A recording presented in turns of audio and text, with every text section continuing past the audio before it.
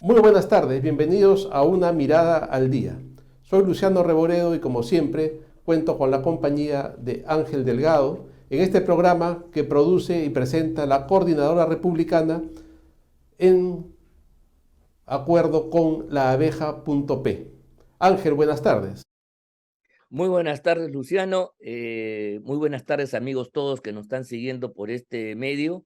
Simplemente decir que la jornada del día de ayer ha estado marcada casi en su integridad por las ocurrencias habidas en el terreno parlamentario. Desde la mañana que empezó la sesión hasta horas de la tarde, todos los hechos han tenido significación, siendo sin duda el más notable la elección del tercer miembro de la mesa directiva, que quedó vacante luego de la renuncia obligada por parte del congresista Helera de Somos Perú, que habiendo sido elegido a los 2 días, apareció una sentencia que tenía en su pueblo de origen, cuando se desempeñaba como alcalde por colusión, que prácticamente decidió sacarlo de carrera. Y en consecuencia se abrió un espacio sobre el cual vamos a comentar, estimado Luciano, porque eso es lo que ha permitido que, que el congresista Muñante de Renovación Popular haya sido elegido como miembro, como tercer vicepresidente, pero luego de una tenaz y ajustada elección. Eso hay que decirlo también. El número de votos no fue holgado, hubo necesidad de ir a 2 vueltas, lo cual tiene importancia porque revela la correlación de fuerzas que se está dibujando en el Parlamento Nacional. Una cosa interesante, Ángel, es cómo se han acomodado las cosas, ¿no? Porque como todos recordarán, no hace mucho se eligió a la mesa directiva y se presentó esta disyuntiva en que no se pudieron poner de acuerdo las fuerzas democráticas y justamente comentábamos acá en el programa esta situación por la cual había dos listas y quedó un poco desairada esta lista de Gladys Echaíz propuesta por Avanza País y Renovación Popular, ¿no? Y entonces justamente comentábamos qué lástima que no se haya podido juntar todas las fuerzas democráticas de oposición y formado una lista única que hubiera ganado en primera vuelta y todo hubiera sido distinto. Pero es increíble cómo ha sucedido que se han ido acomodando las cosas por el azar o por lo como se le quiera llamar, y resulta que salió el congresista Helera y se produjo lo que tendría que haber sido desde el principio, que haya un representante de Renovación Popular en la mesa, lo cual genera un equilibrio muy importante en el manejo del Congreso. Ya hemos hablado abundantemente sobre la importancia de cada una de las vicepresidencias. Sí, sin duda alguna, mira tú, Renovación Popular, por un error que cometió su jefe de bancada el año pasado, no tuvo participación alguna en la mesa directiva. Sin embargo, el bloque parlamentario de dicho partido ha estado en primera fila en la lucha por defender la democracia e impedir los abusos del gobierno. Entonces, era relativamente justo de que ahora pudiera, corrigiendo, digamos, ese error que se cometió el año pasado, pudiera tener una representación en la mesa directiva, porque la mesa directiva es importante para la administración total del Parlamento, para la distribución de comisiones y para establecer el orden y las prioridades de las políticas que se van a convertir en proyectos de ley y después en leyes de la República. Entonces, tiene su importancia y, sin embargo, en aquella oportunidad a la cual tú has hecho mención, eso ha sido apenas hace apenas 15 días, vimos el bochornoso espectáculo donde el bloque democrático que había apoyado a Mari Carmen Alba, la anterior presidenta, y que había cumplido, como dijimos, más allá de los errores, los exabruptos, las malacrianzas, etcétera, etcétera, etcétera, había cumplido un rol positivo porque había frenado en aspectos sustantivos la ofensiva gubernamental, ¿no? Ahora parecía dividido. Y eso llevó a que se ponga en riesgo, y hay que decirlo con toda claridad, la hegemonía democrática en la conducción del Parlamento, porque hubo necesidad de ir una segunda voto, y hubo necesidad de ir a una segunda vuelta, y los 15, 16 votos, no recuerdo, que tuvo Gladys Echaíz, no sirvieron para nada. Y dejó a 2 bancadas del Frente, del Bloque Democrático, fuera de la participación en la mesa directiva. Con lo cual, Lady Camones, sobre la cual había sospechas por su vinculación con Acuña, presidente de Alianza para el Progreso, se veían acrecentadas en la medida que la segunda y tercera vicepresidencia estaban en manos de personas y partidos que justamente no habían sido los que se pusieron a la vanguardia de la lucha por la libertad y la democracia, ¿correcto? Así es. Entonces, ahí había una fragilidad, pero nosotros dijimos, recuerda tú, de que esa composición que finalmente se convirtió en mesa directiva había sido resultado de la majadería y abstención por parte de dos sectores importantes de la democracia parlamentaria, Avanza País y Renovación Popular, que tosudamente insistieron en una candidatura que no tenía ninguna posibilidad de éxito, ninguna, y esto desde el comienzo. Y los guarismos, al final, las cifras demostraron eso. Entonces, mira tú cómo son las circunstancias, y alguien podría decir casi por designo providencial, esta debilidad que tenía la mesa directiva, en la medida que había dos miembros, inclusive, vamos a ponerle, voy a hacer una hipótesis, sin ningún tipo de ofensa, suponiendo que Lady Camones, la presidenta, tuviera también alguna debilidad de la cual sospechaban las bancadas de Renovación Popular y de Avanza País, entonces era una mesa que al final se volvía no confiable, porque la presencia solitaria de la congresista Marta Moyano, que sí ha estado en primera línea de fuego en la batalla contra los arrestos autoritarios del castillismo y ha denunciado todas sus tropelías, parecía insuficiente. 3 contra 1. Entonces, eso marcaba una debilidad que para algunos llamaba sospecha porque después iba a tener consecuencias a la hora de distribuir las comisiones, cómo establecer los quórum y sobre todo, mira tú, porque esa composición podía tener como peligro que finalmente se establezcan una suerte de armazón de composición de algunas comisiones importantes y entonces no se consigan los votos, por ejemplo, para llevar adelante la acusación constitucional contra Ina Boluarte, que ya tiene un problema que podemos conversar en otra oportunidad, o incluso la denuncia constitucional presentada por nosotros sobre traición a la patria, que requiere, que hasta ahora está caminando bien, pero si tú alteras la composición de la misma, la mayoría ajustada que tiene podría convertirse en una situación desfavorable para el impulso democrático, la lucha democrática que estamos dando. Entonces, esto es importante. Y mira tú, circunstancias hicieron de que, por un hecho absolutamente externo, el congresista Helera haya tenido que dejar el cargo.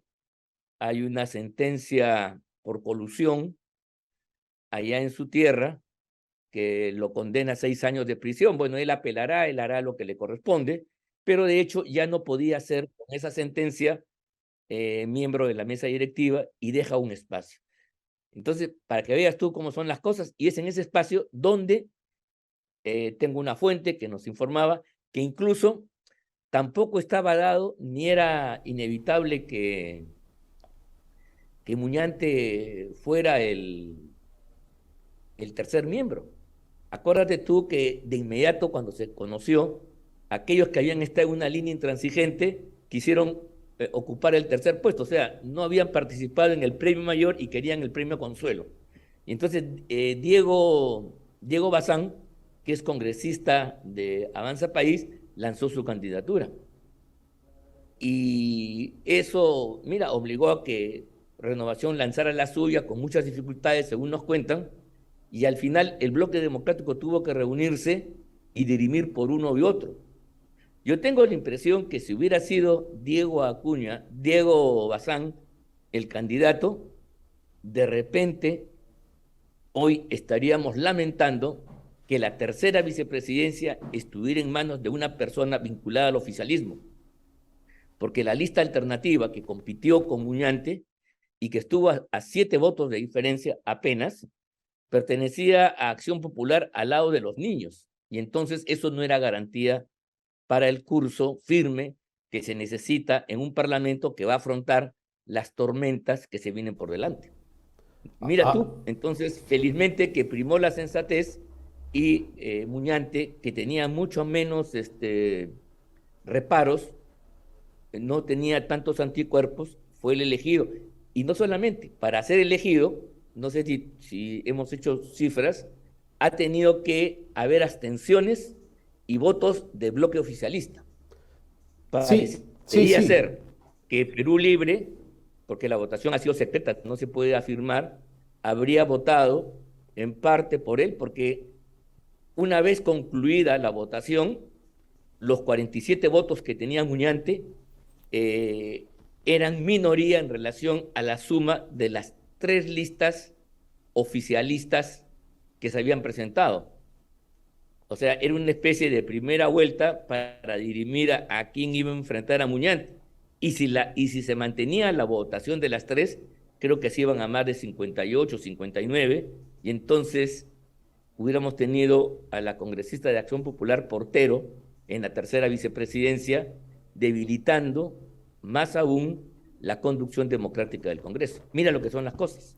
Mira Ángel, ahí hay 8 votos que incrementa entre la primera y la segunda vuelta Muñante, que estamos moviéndonos en un terreno de Sube especulaciones. 7 votos más, sube Claro, pero 8 votos esos más. votos han Haznos ahí venido, el yo me cálculo. atrevería a afirmar que han venido de Perú Libre, ¿eh?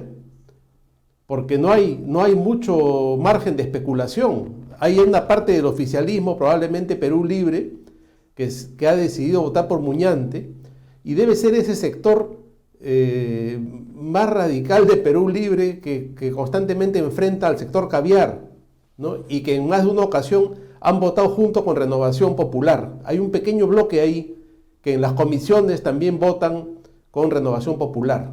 Entonces yo creo que ese bloque ha votado por Muñante, porque ellos siempre están cerrando el paso a lo que conocemos como la izquierda caviar. Algo ha pasado ahí raro, pero mira que es sorprendente cómo se van moviendo las cifras y bueno, finalmente hay que celebrar esto, ¿no? Se han alineado los astros, como se No, dice comúnmente, para que tengamos una mesa directiva, que es sí, lo que se quería desde el principio, con la participación de las fuerzas democráticas de una manera mucho más equilibrada.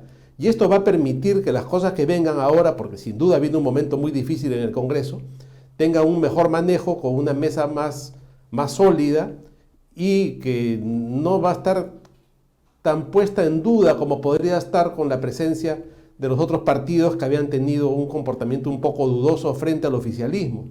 Tú lo has dicho muy claramente así es. en tu intervención, ¿no? Esto nos da mucha tranquilidad con lo que puede pasar con la vicepresidenta, con lo que puede pasar ahora que venga el informe de la comisión, de la subcomisión de acusaciones constitucionales, con lo que pueda pasar si viene una nueva acusación o una nueva vacancia. No sabemos todo lo que se va a jugar en el Congreso en estos días y es muy importante el manejo que hace la mesa directiva, pues la mesa directiva finalmente es la que maneja la agenda del Parlamento y en ese sentido la presencia de Muñante, que es un joven parlamentario que no tiene experiencia política previa, pero es bastante centrado y es bastante ecuánime y ha venido teniendo, yo creo, en este primer año un papel bastante interesante, ¿no? Con bastante ecuanimidad y yo creo que su balance es positivo. Entonces, yo celebro que alguien como Muñante finalmente vaya desarrollando su carrera política y ascienda a un cargo como este que le va a dar mucho más experiencia y lo va a formar como un importante cuadro para el partido Renovación Popular. Sí, sí, sin duda alguna. Él es uno de los nuevos valores, yo creo que hay que decirlo con todas sus letras. Ha tenido una actuación muy interesante. Quizás no ha tenido toda la propaganda que otros, pero la verdad es que quienes hemos seguido su trayectoria ha estado en los momentos álgidos, importantes y difíciles, y siempre ha sido una voz inteligente y sensata, y ha sabido sobre todo en el arte parlamentario que no es solamente la estridencia, no es solamente el discurso. Hay algunos Así es. congresistas que, por ejemplo, destacan como eso. Voy a decirlo con su nombre. El congresista que habla es refulgente a la hora de los plenos, hace una intervención que siempre llama la atención, pero después el congresista desaparece, ¿no? Como que su actuación se restringiera a eso.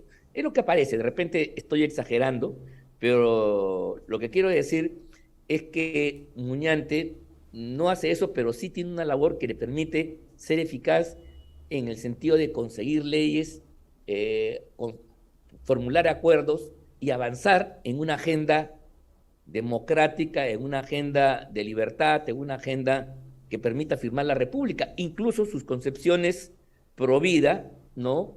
De defensa de la familia, de una educación no con injerencia de ideas extrañas.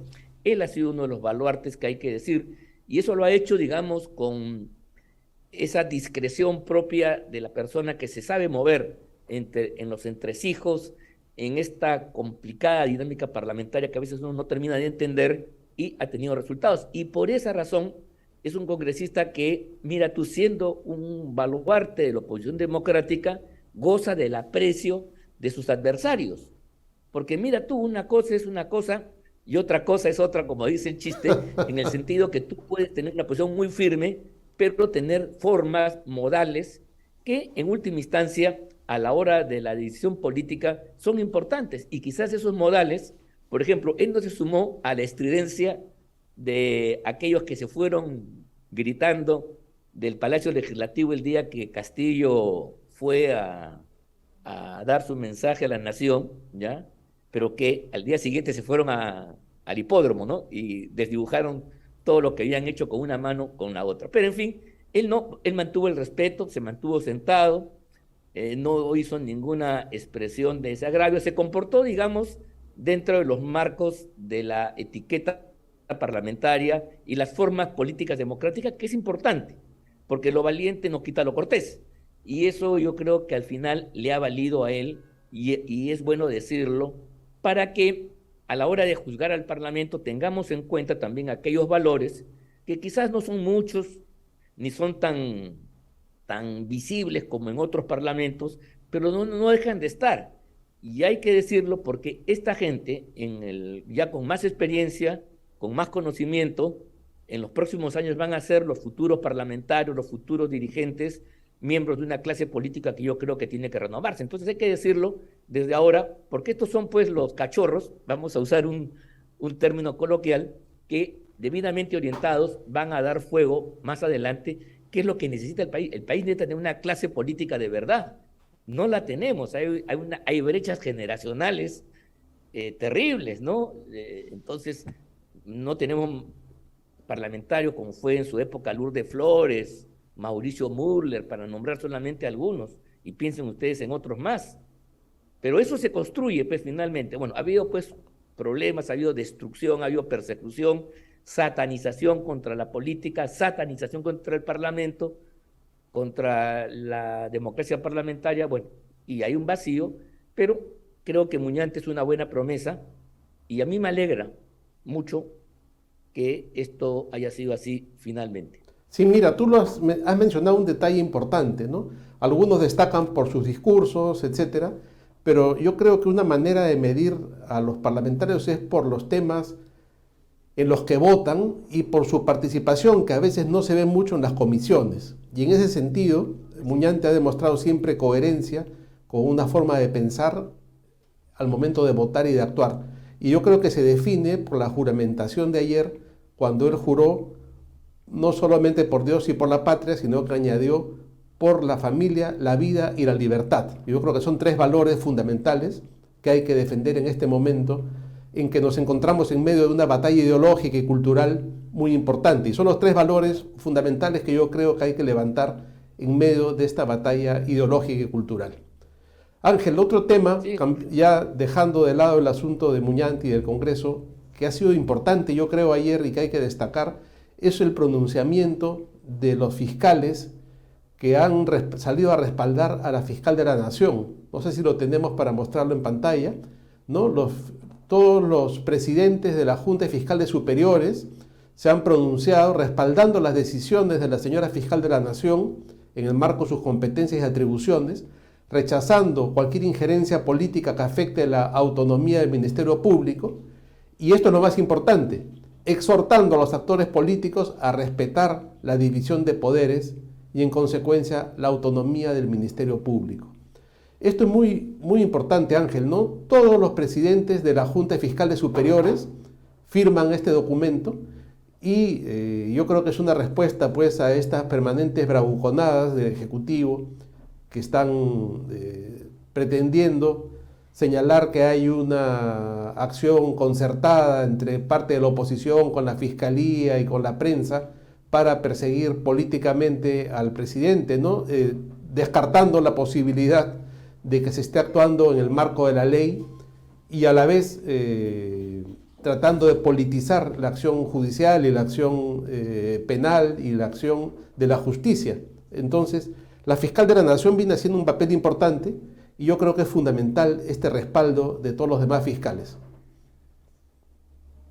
Sí, esto marca un nuevo tipo de enfrentamiento entre poderes del Estado, pero ya no entre el Ejecutivo y el Parlamento, que ha sido la nota típica y además es propio de una democracia parlamentaria donde hay diferencias y contradicciones, sino esta vez es con el otro poder, el poder ceniciento, como dicen algunos autores, que es el poder judicial.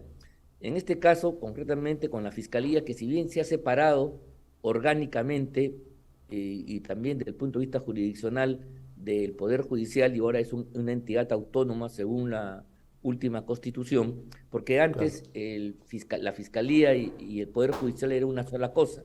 Los fiscales eran jueces que tenían una función específica, ¿no? La llevar adelante las acusaciones y acompañaban a los procesos. En fin, ahora dentro de una división moderna, en la función jurisdiccional que tiene el Estado se ha distinguido entre la tarea de juzgar propiamente dicha, juzgar, sancionar, condenar, y la tarea investigatoria que ya está en manos totalmente de los fiscales. Antes los jueces instructores, yo me acuerdo cuando estudié en la universidad, eran los jueces que llevaban adelante la investigación, ¿no? Los jueces de primera instancia, los jueces de primera instancia eran jueces instructores, y la fiscalía acompañaba sacando cara por la sociedad, era el órgano que acompañaba, Así es, sí. pero, repito, el monopolio de la investigación en ese momento estaba en manos del Poder Judicial, en sus jueces instructores de primera instancia.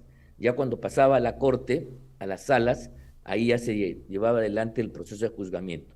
Hoy, con el nuevo Código Procesal y con la Constitución actual, el Ministerio Público se ha independizado, se ha autonomizado, y la función investigadora de los asuntos jurisdiccionales está en manos de la Fiscalía en todos sus niveles. Y eso es entonces lo que, digamos, es lo que existe ahora.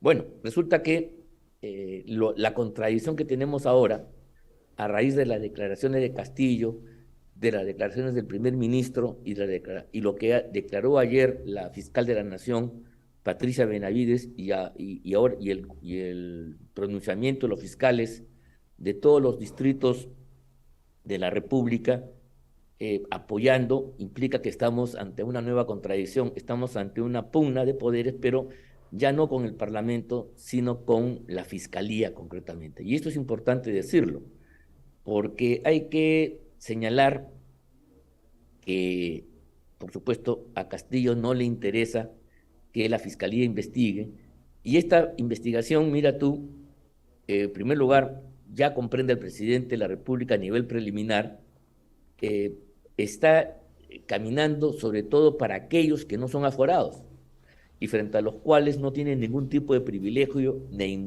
inmunidad. Pero estas investigaciones a los cómplices, a los familiares, a los amigos, a los ministros, es la que permite ir dibujando un tablero, una urdimbre general, donde sin que la investigación todavía alcance con toda su fuerza al presidente de la República, todo hace suponer que las conclusiones de las mismas están llevando a una ficha que falta en el tablero, una ficha central, que es el corazón del mismo. Y este sin duda es el presidente de la República, al cual ya la Fiscalía de la Nación, como hipótesis, lo considera cabecilla de una organización criminal. Entonces, estamos pues notificados, aquí hay un grave conflicto donde ya no se puede decir que es de naturaleza política. Esto es importante decirlo. La contradicción Parlamento-Ejecutivo, Parlamento-Gobierno, es política por antonomasia, por naturaleza. El enfrentamiento que se vive entre hoy con la Fiscalía no se puede incluso catalogar como enfrentamiento de poderes, porque la Fiscalía cumple una función constitucional que es llevar adelante las investigaciones y no lo hace contra el poder ejecutivo, no lo hace contra la presidencia de la República, que son instituciones y organismos, sino contra personas concretas de carne y hueso que pueden ocupar cargos importantes, pero que son investigados en tanto ser personas plausibles de haber cometido delitos, ¿no? Aquí lo que confunde un poco es que son autoridades políticas y que están premunidas de ciertas goyorías, como son las inmunidades. Pero en el fondo, las actuaciones de la Fiscalía no tienen una connotación política, sino son simplemente investigaciones tendientes a esclarecer si determinadas conductas de estos funcionarios encajan o no en el catálogo de delitos que están establecidos. Bueno, está clarísimo, ¿no? Y lo que se ha establecido ahora es, como tú dices con mucha claridad, un nuevo enfrentamiento, y esto va crispando mucho más el ambiente político y el ambiente social, porque la gente va percibiendo estos enfrentamientos y se va dando cuenta que cada vez la situación se complica más, ¿no? Porque tenemos por un lado un primer ministro que va echando más leña al fuego cada vez que aparece, un presidente acorralado y generando problemas y asusando a los ronderos y enfrentándose a otro poder del Estado como es el Parlamento, un Parlamento que más o menos se está estabilizando pero que también está en medio del conflicto siempre, y ahora un enfrentamiento con la Fiscalía de la Nación a la cual se pretende descalificar en forma permanente. Esa es la situación que nos está tocando vivir, que es muy lamentable. En fin, así serán las cosas y ya veremos en nuestro programa del lunes qué novedades más podemos comentar. De esta manera hemos llegado al final del programa, nos despedimos y será con ustedes hasta el día lunes. Muy buenas tardes.